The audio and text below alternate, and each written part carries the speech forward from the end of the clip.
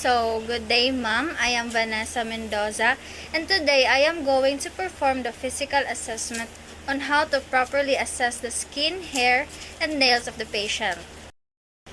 So, the purpose of this assessment is to identify causative or aggravating factors, skin, hair, and nail problems, to give valuable nursing diagnostic clues to underlying disease, and to elaborate two techniques in skin, hair, and nail assessment, which palpating and infection.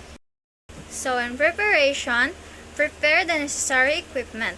So the rationale for this step is to avoid some errors and orderly use.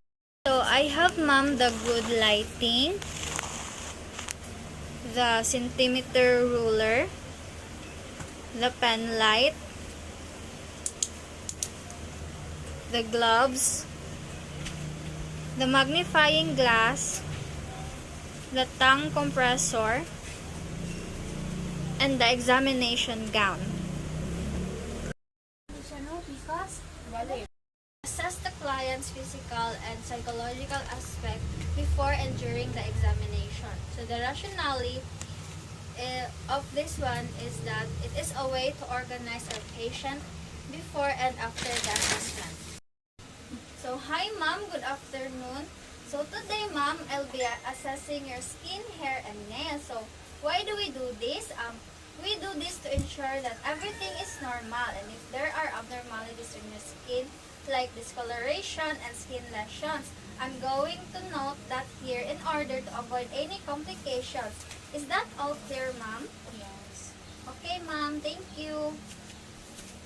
So next is to conduct a general survey. So the rationale for this one is to identify the patient's name, age, body build, posture, hygiene, and skin integrity.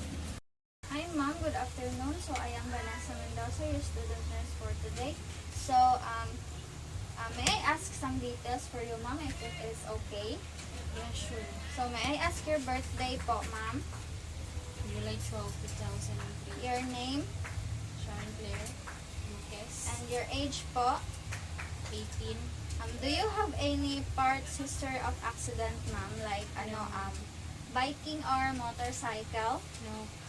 Okay, so how about skin po? Your skin oiliness po? Wala po. How about your hair loss po? No. Okay, so no. Sa body odor, do you have any problems po? Wala din. Okay. So, like rashes, irritation, how about dryness of sa ano nyo po ng changes po, ano nangyayari? Wala po. Okay ma'am, thank you. Ayun.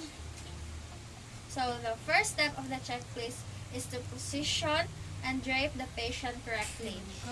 The first step of the checklist is to position and drape the patient correctly.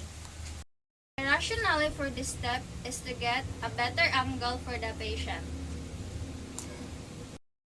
So ma'am, can you please sit properly so that I can examine you more? Can you wear this po so that you can become more comfortable? Okay.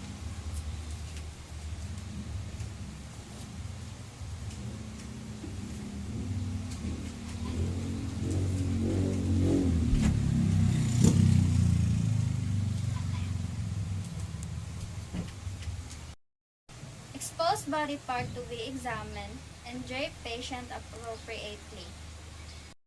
Ensure adequate light to see the patient clearly. So I already have light here po ma'am. Next is to ensure the patient's privacy to maintain the patient's dignity. Is it okay po ma'am if I close the windows? Yeah, sure.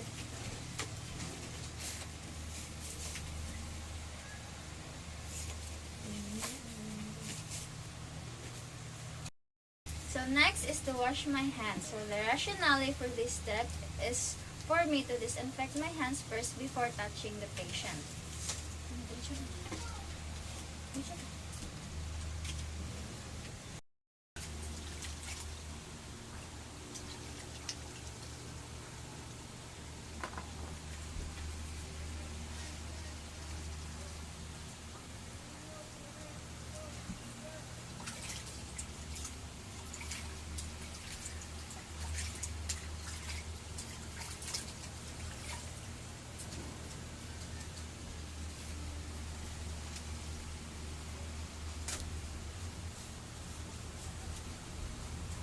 for a while po, ma'am, I will just wear my gloves first.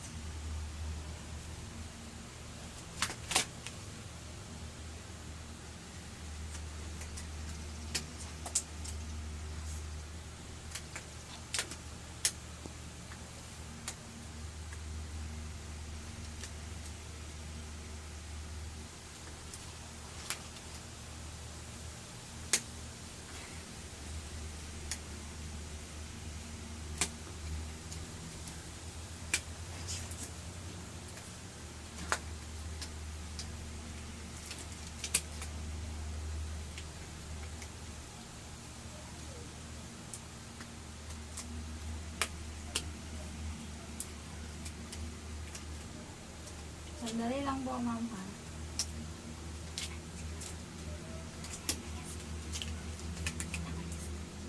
Okay po.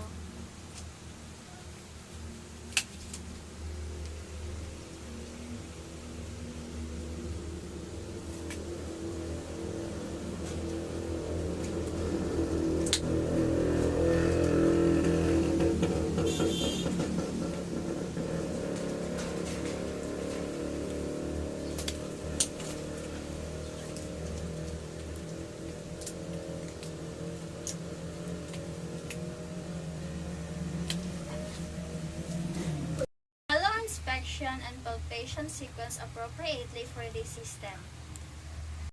The rationale for this step is that for us to be able to avoid some mistakes for the patient. So, do you have any jewelry wearing po, ma'am? No. Okay, so, since wala naman po, how about cutics po? Do you have? Okay, so, may I ask your consent po, ma'am, if I could touch your parts of your body? Yes, sure. So now, it's the inspection for the skin. So first is the color. I'll be assessing you po, ma'am, for your color variation in your skin. I'll just magnify. Just use a magnifying glass and a light pen for me to see it clearly. I can light pen.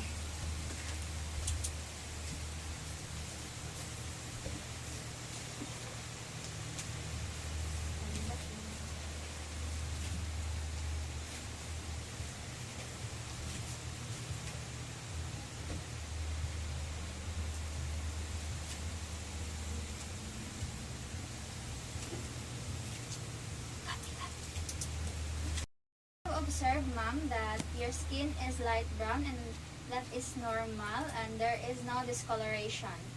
Okay, thank you.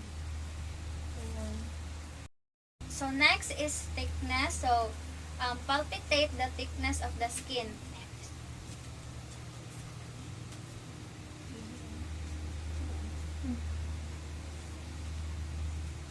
Balikas ha. Next is thickness.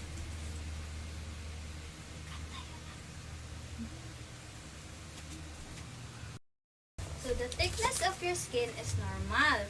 The symmetry has no skin. I don't see any skin breakdowns. The bruises, the scars, the unusual marks. There are no present scars. And I don't see any present skin lesions.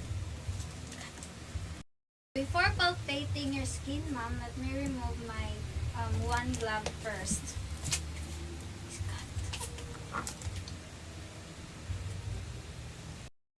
Now let's proceed the palpation of your skin.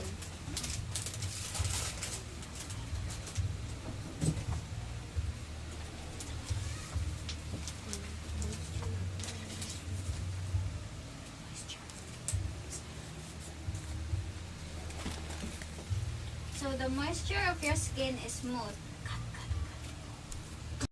So next is to palpate your temperature using the dorsal of my hands.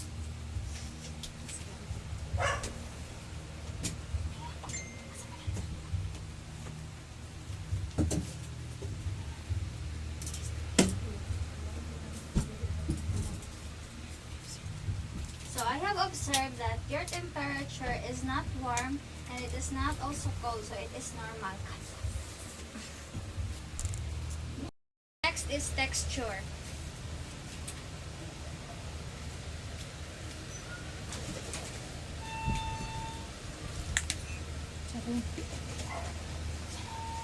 So the texture of your skin is not dry and it's not also oily.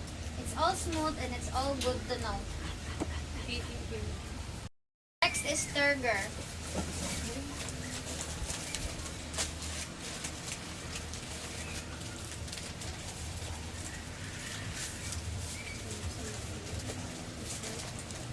So I have observed that there's mobility happens.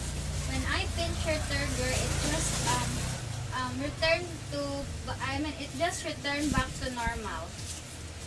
Thank you. We have edema.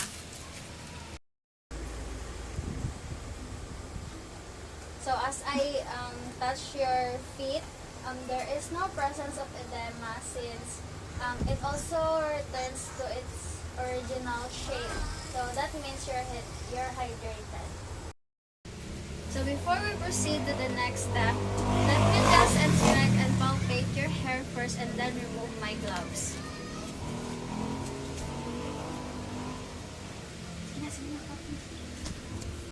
I'm done. Let's proceed to the inspection and palpation of your hair. So first is the color.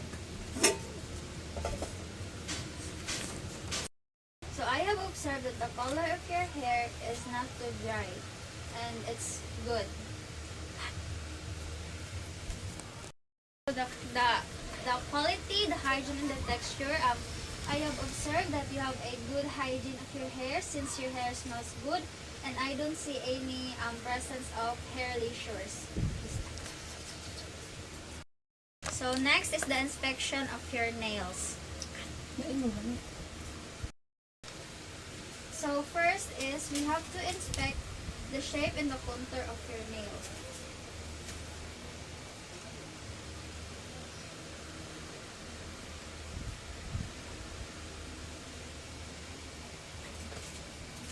So while I inspect your nails, I noticed that you have a normal surface of your nail. The posterior and the lateral nail folds of your skin one round and the nail edges are smooth. So I have observed that the hygiene of your nail is clean. The consistency also, I have also observed that the consistency of your nails are groomed and firm. The color, you have a pink tone color. And the measurement of the nail base angle, there are no raised and loosen. Next we have the measure nail base angle.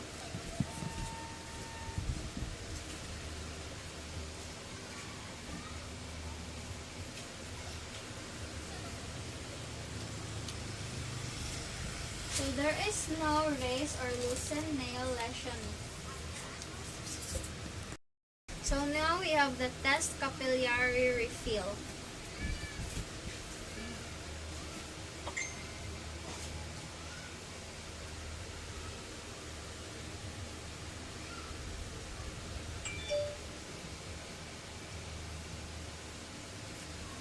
So I have observed, ma'am, that the color of your nail when I did the test, it just turns to its original color, so that means it's normal. So now we have the palpation of nail. So first is texture.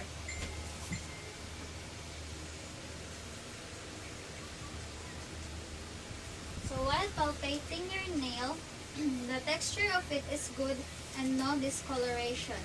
And then we have the firmness.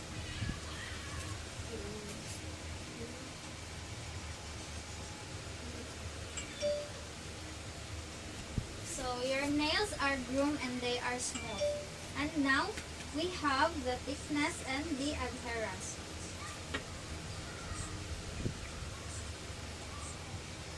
So there are no taking and brittle, so that means they are all normal. So thank you so much, ma'am, for operating. All of the skin, hair, and nail assessment we've done are all normal. So If you have any problems po, kindly state it to the attending physician that I'll be referring to you. So thank you very much. You're welcome. And the last part is to wash my hands.